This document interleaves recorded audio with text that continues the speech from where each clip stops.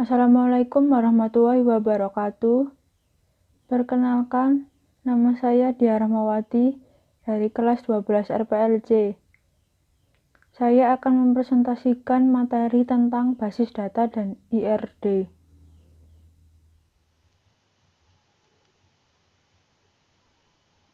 Pengertian basis data. Basis data atau database terdiri dari dua kata, yaitu basis dan data. Basis memiliki arti berupa tempat kumpul atau tempat berpusatnya sesuatu. Sedangkan data merupakan fakta-fakta dari dunia nyata yang mewakilkan sebuah objek. Objek tersebut bisa manusia, barang, dan lain sebagainya yang disimpan ke dalam beberapa bentuk seperti teks, suara, gambar, dan lainnya. Jadi, basis data bisa kita artikan sebagai kumpulan informasi yang disimpan di dalam komputer secara sistematik sehingga dapat diperiksa menggunakan suatu program komputer untuk memperoleh informasi dari basis data tersebut. Kelebihan basis data. 1. Dapat meningkatkan kemandirian data. 2. Konsistensi data. 3. Meningkatkan aksesibilitas terhadap data dan respon yang lebih baik. 4. Pengendalian terhadap kerangkapan data. 5. Meningkatkan keamanan data. 6. Memperbaiki integritas data. 7. Data dapat dipakai secara bersama-sama. 8.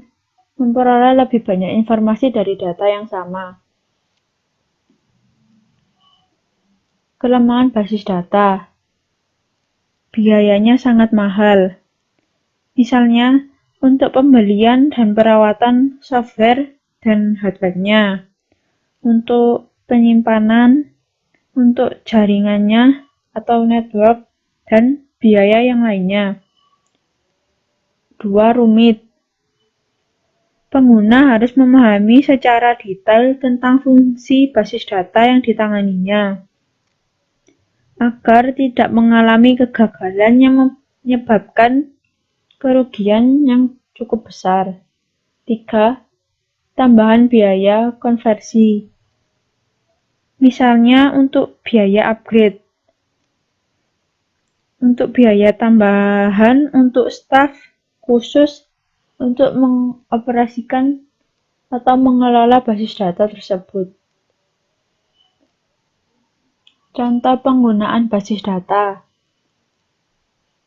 Yang pertama, untuk efisiensi dan peningkatan bisnis pada manajemen perbankan. Dalam hal efisiensi, perusahaan dapat dengan mudah menggunakan database untuk mengelola informasi, menyimpan rekor transaksi, melacak data customer, memanipulasi data, misalnya input, update, delete, sehingga bisa menghemat banyak waktu berharga yang dapat digunakan untuk meningkatkan produksi perusahaan. Contoh lain dari penggunaan basis data yaitu untuk keamanan pada mesin ATM. Live Fingerprint Security merupakan sistem pengamanan yang sederhana tapi terjamin tingkat keamanannya. Hanya diperlukan penambahan satu alat baru yang berupa alat pemindai sidik jari tanpa membongkar mesin ATM atau menggunakan mesin ATM khusus. Nantinya jika seorang nasabah ingin melakukan transaksi melalui ATM, maka dia harus meletakkan ibu jarinya di alat scan yang telah tersedia.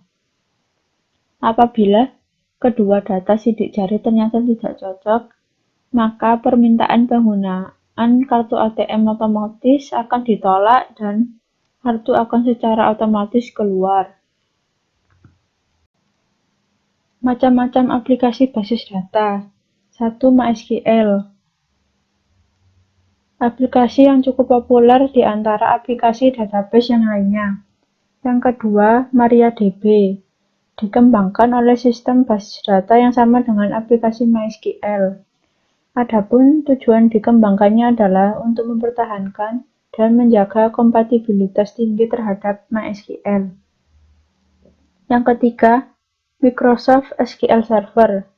Sesuai dengan namanya, aplikasi ini berasal dari Microsoft yang menggunakan bahasa Transact SQL. 4. Oracle. Ada banyak orang yang menggunakan aplikasi ini karena dapat menyimpan dalam jumlah yang besar. 5. PostgreSQL. Aplikasi basis data yang bersifat data relasional sehingga bisa digunakan untuk menyimpan hingga mengembalikan data dengan aman. 6. SQLite. Aplikasi ini cocok bagi orang yang ingin mempunyai data yang terstruktur. 7. dbeaver. Fitur yang menarik dari dbeaver adalah kemampuan menulis berbagai file ekstensi. 8. MongoDB. Cara kerjanya memakai prinsip yang hampir sama dengan JSON. 9. Apache Cassandra. Aplikasi database ini dapat menjamin keamanan data saat perangkat Anda mati. Aplikasi ini juga sudah dilengkapi dengan tim pendukung yang profesional dalam keperluan enterprise. Pengertian IRD. IRD adalah sebuah model data berisi detail informasi di dalamnya dengan memanfaatkan gambaran grafis. Tujuannya untuk mempermudah dalam menyelesaikan pengembangan sebuah sistem serta membantu dalam memenuhi kebutuhan sistem analis. Ini adalah contoh IRD. Simbol-simbol IRD. 1. Entity atau entitas. Entitas ialah suatu objek yang dapat dibedakan dengan objek lainnya. Entitas berfungsi untuk memberikan identitas pada entitas yang memiliki label dan nama. Entitas memiliki bentuk persegi panjang. Ini adalah simbolnya. 2. Weak entity atau entitas lemah. Entitas yang lemah adalah entitas yang harus ditentukan oleh hubungan kunci asing dengan entitas yang lain, karena tidak dapat diidentifikasi secara unik dengan atributnya sendiri. Ini adalah simbol dari weak entity atau entitas lemah. 3. Relationship atau relasi. Relasi ialah hubungan yang terjadi antara satu entitas atau lebih yang tidak mempunyai fisik tetapi hanya sebagai konseptual, dan berfungsi untuk mengetahui jenis hubungan yang ada antara dua file. Relasi memiliki bentuk belah ketupat. Ini adalah simbolnya. 4. Atribut. Atribut ialah karakteristik dari entitas atau relasi yang menyediakan penjelasan detail tentang entitas atau relasi tersebut, dan berfungsi untuk memperjelas atribut yang dimiliki oleh sebuah entitas. Atribut memiliki bentuk lingkaran, yang lebih tepatnya elips. Ini adalah simbolnya. 5. Atribut multinilai. Atribut multinilai dapat memiliki lebih dari satu nilai. Misalnya, entitas karyawan dapat memiliki beberapa nilai keterampilan. Ini adalah simbol dari atribut multinilai. 6. Atribut turunan. Atribut turunan didasarkan pada atribut lain. Misalnya, gaji bulanan karyawan didasarkan pada gaji tahunan karyawan. Ini adalah simbol dari atribut turunan. 7. Alur. Alur memiliki fungsi untuk menghubungkan atribut dengan entitas dan entitas dengan relasi, dan berbentuk garis. Ini adalah simbolnya. Ini adalah IRD dari website Raksaya. Ada entitas kampus yang memiliki atribut ID, nama, IP, email, akhir kontrak, KRS, kode PT, awal kontrak, dan status klien.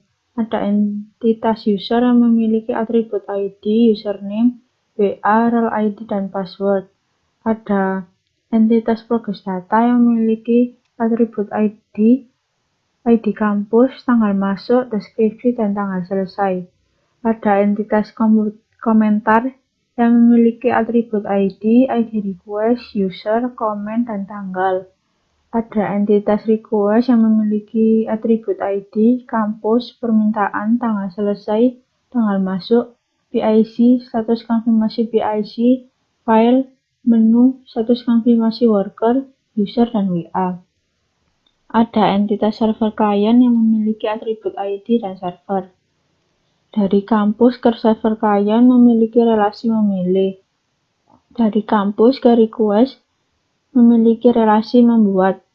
Dari user ke request memiliki relasi mengerjakan. Dari user ke komentar memiliki relasi membuat. Dari user ke progress data memiliki relasi membuat. Sekian dari saya. Bila ada kesalahan mohon dimaafkan. Terima kasih atas perhatiannya. Wassalamualaikum warahmatullahi wabarakatuh.